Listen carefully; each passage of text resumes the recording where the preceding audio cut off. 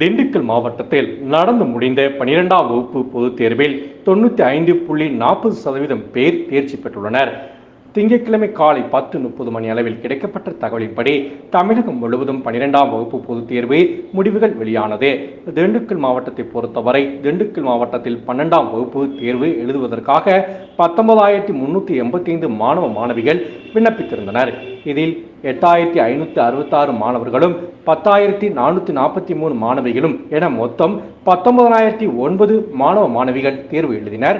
இதில் 8,006 மாணவர்கள் 10,128 மாணவிகள் என மொத்தம் 18,134 மாணவ மாணவிகள் தேர்ச்சி பெற்றுள்ளனர். திண்டுக்கல் மாவட்டத்தில் தேர்ச்சி சதவீதமானது 95.40% ஆகும். திண்டுக்கல் மாவட்டம் முழுவதும் 89 அரசு பள்ளிகள் செயல்பட்டு வருகின்றது. இதில் 7,314 மாணவ மாணவிகள் தேர்வு எழுதினர். இதில் 6,724 மாணவ மாணவிகள் தேர்ச்சி பெற்றுள்ளனர். அரசு பள்ளியை பொறுத்தவரை திண்டுக்கல் மாவட்டத்தில் 91.93% தேர்ச்சி பெற்றுள்ளனர்.